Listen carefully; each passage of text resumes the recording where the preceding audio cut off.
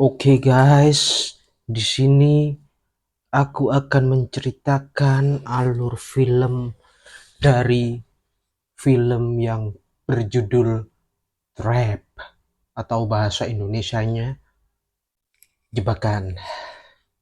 Di awal film kita dipertontonkan seorang ayah dan anak kecil yang ingin melihat sebuah konser dan ramai dan bahagia. Kita sebagai penonton diajak penasaran pada awal-awal film. Ini bapak dan anak ini mau ngapain gitu ya. Di awal film kita diajak mengikuti alur cerita dengan nyaman dan tenang ya. Sukacita bergembira, ayah yang mendampingi anaknya untuk menonton konser megah. Kemudian waktu berganti waktu, sang ayah ini ramah sekali dan melihat sekeliling. Ada yang tidak beres ternyata. Kita sebagai penonton melihat sang ayah tersebut.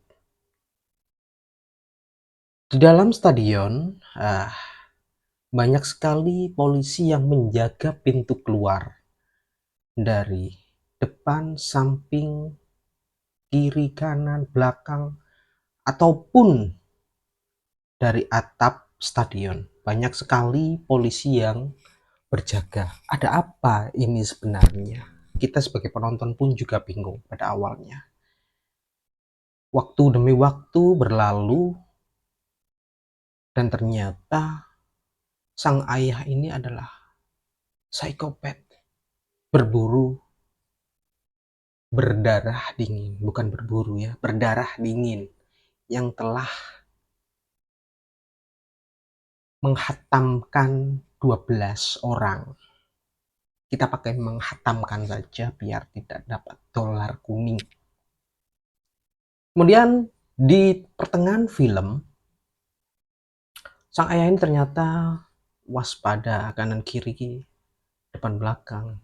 Dia ingin sekali keluar dari stadion tersebut, dari acara konser tersebut. Sebelum dia berpikir antara ke situ, ternyata dia bertanya kepada seorang yang menjual kaos di dalam stadion tersebut, ada apa ini sebenarnya? Ternyata polisi, semua polisi itu menjebak psikopat tersebut. Ternyata yang kita duga-duga, ternyata psikopat tersebut adalah ayah dari seorang putri tersebut yang sangat ramah sekali. Dia dapat tenang ketika orang lain melakukan sesuatu ya. Dia sangat tenang, dia seolah-olah memiliki dua kepribadian ya, sang ayah tersebut. Dari situ kita pertama mengenal sang ayah, kemudian kita mengenal sosok nenek ketua agen FBI yang tua. Ternyata beliau dapat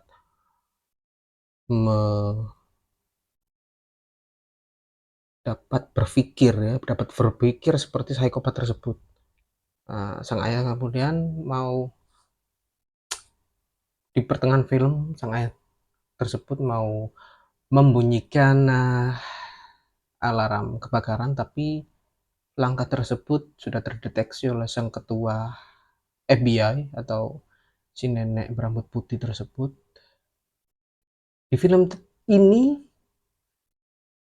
sangat friendly sekali. Maksudnya tidak ada kekerasan di film tersebut, tidak ada darah gitu, seperti itu. Hanya imajinasi kita yang berpikir di situ. Untuk dari awal film sampai akhir film itu tidak ada adegan kekerasan yang sangat brutal, tidak ada. Itu hanya imajinasi di otak kita ya. Itu sutradaranya sangat bagus sekali loh. Itu aku menontonnya dengan sangat tenang. Di situ imajinasiku diputar, dimainkan apa yang selanjutnya akan terjadi di setelah scene ini apakah akan begini, apakah akan begini. Ternyata itu hanya muncul di imajinasiku. Di dalam film tersebut tidak ada adegan kekerasan sama sekali. Tidak ada. Itu sangat mind blowing sekali. Padahal seperti aku mikirnya, loh, kayaknya ini kayak bakal terjadi kayak gini. Ternyata tidak. Dan sang ayah tersebut sangat luar biasa, seperti memiliki kekuatan dari X-Force yang karakternya Domino, di mana ada psikopat dengan keberuntungan yang sangat impossible. Ini produsernya ini terlalu mengada-ngada ini.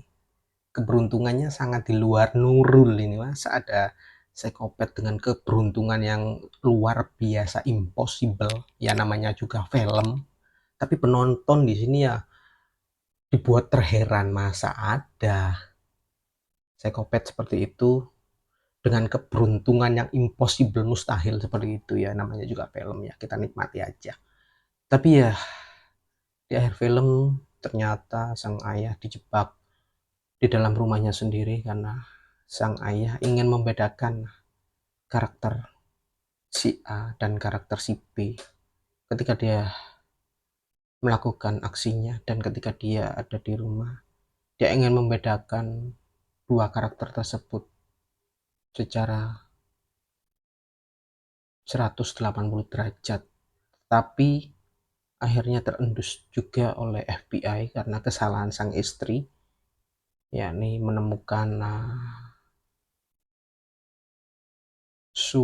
menemukan undangan konser di rumah yang berwarna biru di dalam rumah tersebut. Sang istri menguntit sang suami ketika itu tidak ada di dalam rumah biru untuk tahanan tersebut. Jadi seperti itu ya. Di ending film ternyata sang ayah tersebut mengambil ruji dari sepeda pancal, dari sepeda ya, sepeda pancal, dilepasnya ruji dengan semudah itu. Padahal kalau in real life itu nggak akan semudah itu Pak, ngelepas rujinya Pak. Harus pakai alat ya.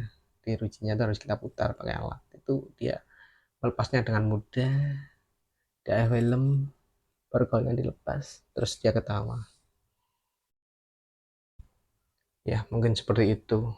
Entah kelanjutannya apa, ada sequelnya atau tidak, karena di awal film sampai akhir film itu tidak ada adegan yang berdarah-darah, itu nggak ada ya. Ternyata itu munculnya di imajinasi kita, dan itu ya yang bagus menurutku itu sih. Seperti review beberapa film ya, Shutter Island, nah, itu kan kita dibuat bingung, imajinasinya itu kan keluar memang di layar kaca. Itu sang aktor ternyata melakukan ini, ending-endingnya lah ternyata imajinasinya si aktor di film. Nah kalau di trap ini, kita di film tidak ditampilkan kejahatan. Bentar, ada sepeda motor. Di dalam film kita memang tidak ditampilkan tampilan sang ayah ini melakukan kejahatannya, tapi malah pikiran kita yang menggambarkan sendiri kejahatan tersebut. Itu terutama di aku ya, yang menontonnya fokus, tidak ada apa namanya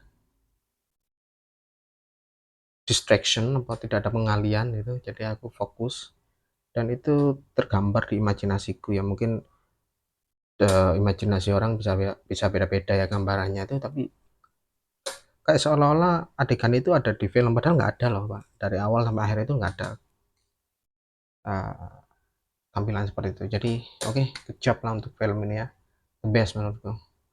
Mungkin untuk dariku 8 dari per 10, 8 per 10 ya. Oke, the best film ini ya. Oke, mungkin seperti itu. Think positive and see you in the next video guys. Bye, thank you.